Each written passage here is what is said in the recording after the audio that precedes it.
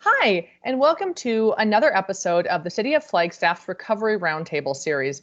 My name is Jessica Drum, and I am the Director of Public Affairs. And today we're lucky to be joined by two special guests, employees from the City of Flagstaff, and I'll let them introduce themselves. Hi, my name's Sarah Langley. I'm a management analyst for the City of Flagstaff. Good morning. I'm Stacy Brecklin-Eggs. I'm the City of Flagstaff Grants and Contracts Manager, and I also do our disaster recovery management. Thank you so much for joining me. Today on the Recovery Roundtable, we're going to discuss a topic that we've received a number of questions, and that is, what is the City of Flagstaff doing with regard to grants and grant applications in light of COVID-19 and in response to COVID-19, and also what is the city advocating for and looking for as we are recovering and we're still actively in the response and then moving into the recovery phase of COVID-19. So what is the city advocating for to benefit the residents? And there are a number of misunderstandings, I think misconceptions regarding both of those topics. And so we wanted to take a few minutes today to cover those. And Sarah, I was hoping that you could start by telling us a bit about what the City of Flagstaff's program looks like with regard to advocacy at the state and federal level for the city and city residents and city programs. Yeah, thanks, Jessica. So there have been four major pieces of stimulus legislation since the start of the COVID-19 pandemic. In March, the federal government passed what's called the Coronavirus Aid, Relief, and Economic Security Act, also known as the CARES Act. This was the largest stimulus bill in history, and it contains almost $2 trillion in funding. So that funding is very slowly being distributed to cities around the nation in the form of grants, appropriations, and support for existing programs and benefits. The city has been constantly working with our federal and state lobbyists to make sure that Flagstaff gets its fair share of that funding. We're also in frequent communication with both our federal and state senators and House representatives to let them know about the issues faced by Flagstaff residents during the pandemic. So, for example, we're letting them know about problems our residents are having accessing unemployment insurance, issues for business owners getting paycheck protection loans, and problems residents are having accessing mortgage or other housing assistance. So communicating with our elected representatives about these issues ensures that they're aware of the problems faced by our residents and can either introduce new legislation or adjust existing legislation to address these problems effectively. So overall, our main focus continues to be lobbying our representatives for more support for those in our community who are hard hit by the pandemic.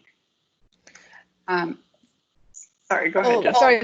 I think that when folks hear about that $2 trillion, and just the largest stimulus package in history, I think there might be a little bit of confusion about what's actually available at a municipal level. And I know you said that it's been slowly coming down to states and local municipalities. And I was wondering if you could touch on a little bit about what that money, and I know we've advocated for the city's fair share, and when the city receives funds from the CARES Act, what can those funds actually be used for? Because it's not just a blank check that the city gets X dollars and we can use to spend however we want. Is that correct? That's correct, Jessica. So I'll just give a quick overview and then pass it over to Stacy to talk about specific funding. But the $2 trillion is divided into very specific pots of money that can be used for specific causes. For example, housing, healthcare, testing, things like that. So the city is not really in a position to decide what to do with that money. The rules are already set by the federal government, and then the city's job is to basically implement those funds following the rules set out by the federal government. So we have very limited say in what topics those monies can be used for. And I think Stacy can provide a much more specific overview of the grants that we've received so far. Sure. And Sarah, that was a great overview. I'm happy to jump in unless you have any other questions to Sarah. Jessica, are you ready to? No, absolutely. I think it's a great segue into that. Great. And Boy, we have been busy. Sarah and I have attended many, many webinars.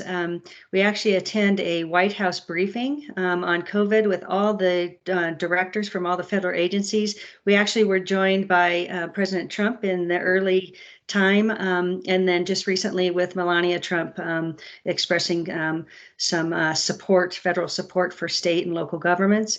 So we're busy seeking grants also. We've been looking at everything, receiving emails from all sorts of different agencies and aggressively seeking grants for city infrastructure, police, fire, water, streets, for our essential services.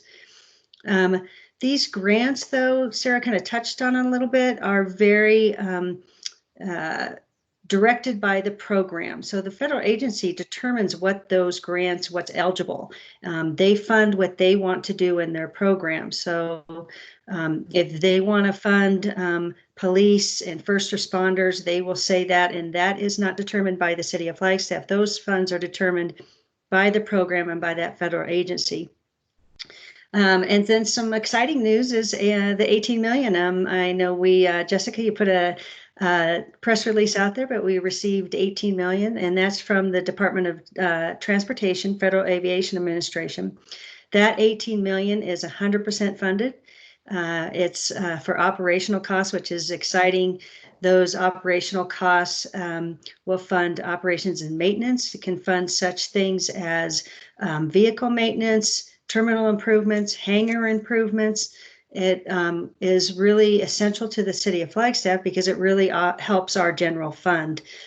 This will pay for our payroll. So that 18 million came at a very nice time, a nice dollar figure, and we're very excited to have it. Again, that's to the airport, though, and is really intended and is required to be for airport only, airport use only. But it does help our general fund immensely. We've also received CARES Act funds, and those were CARES Act funds, if I didn't mention that. We also received housing, community development block grant monies, a large amount to help with our shelter services, our housing assistance, and that is through housing and urban development, community development block grant funds. So those were also very critical time of need that we needed those dollars. We also received through Department of Justice 65,000, and that was strictly, and here's where that eligibility gets into place. They said the only thing you can use it for is personal protective equipment, so PPE, as you may hear it. Mm-hmm.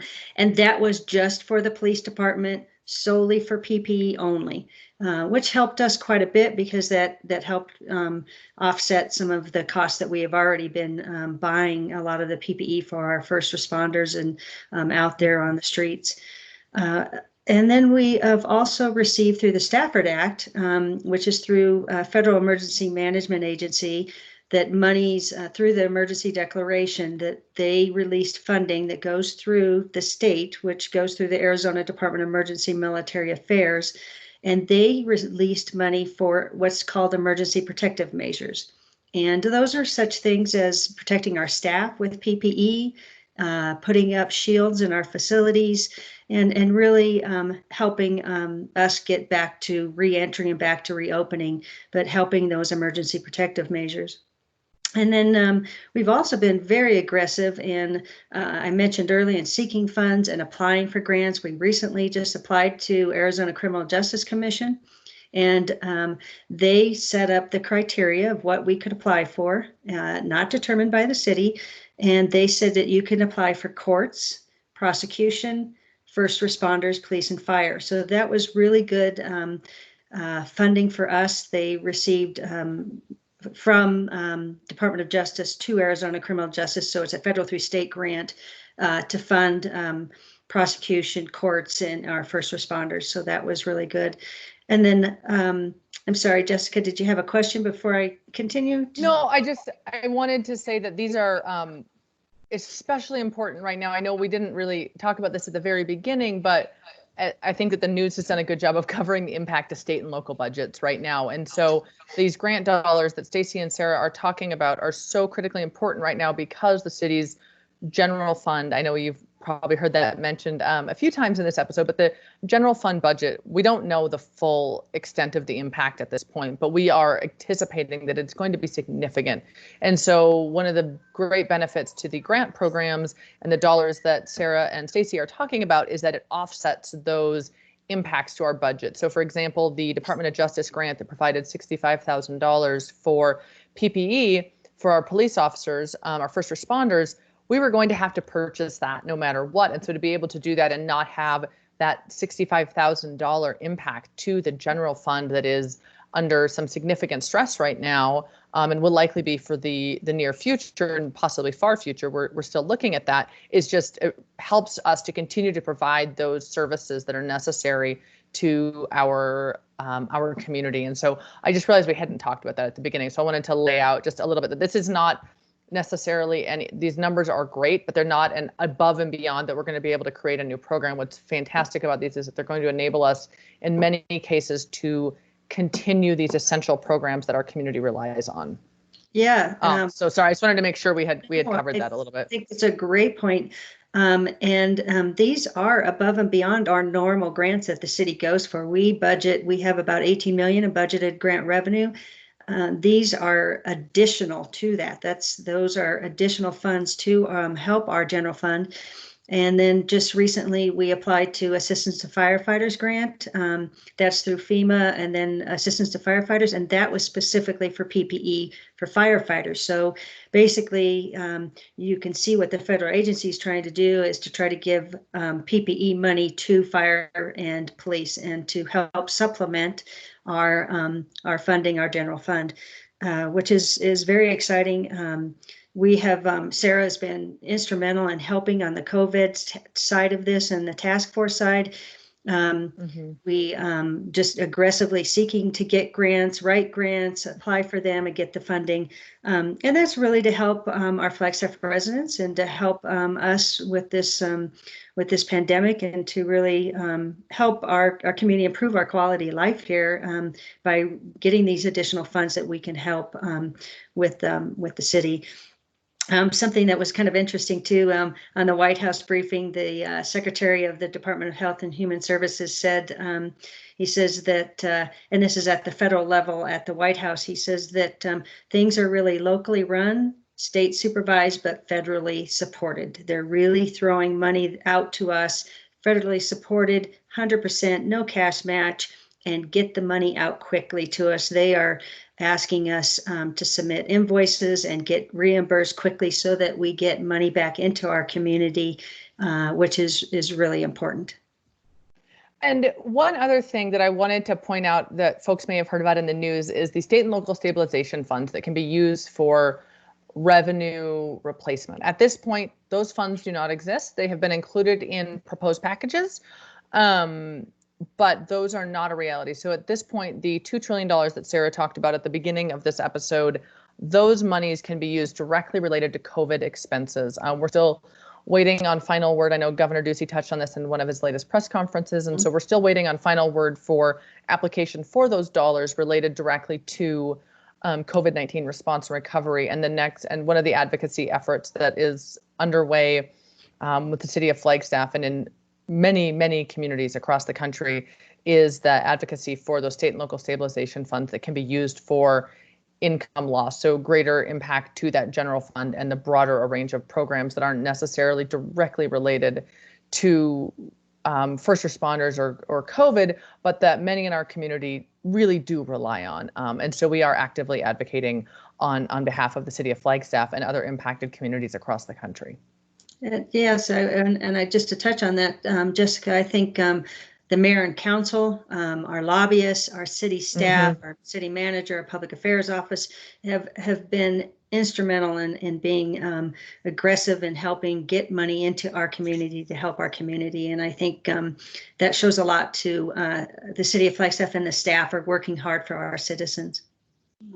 Jessica, also just to note, a lot of the grants that Stacey talked about are only eligible for local governments or municipalities to apply to. However, when we do see grants that can be applied for by nonprofits or other organizations, we're sure to post those on our Facebook page and also on the city's website to make sure that those funding opportunities are available for any organization within our city. Yeah, that's terrific. Thank you, Sarah. Yeah, that's a good point. I just recently did a pass-through for tribal gaming funds with Flagstaff Art Council. There was COVID funding, and the city was happy to work with them to pass that grant through if they get it. It was just an application at this time, but we will work with businesses and agencies if we can. Our focus is obviously to take care of our infrastructure and our essential first responders, but we're happy to work with other agencies.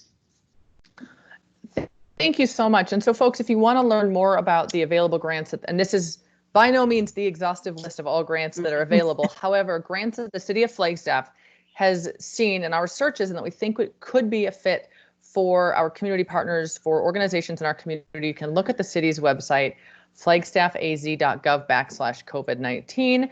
You can also submit questions if you have a question for a future episode to Recovery Roundtable at flagstaffaz.gov.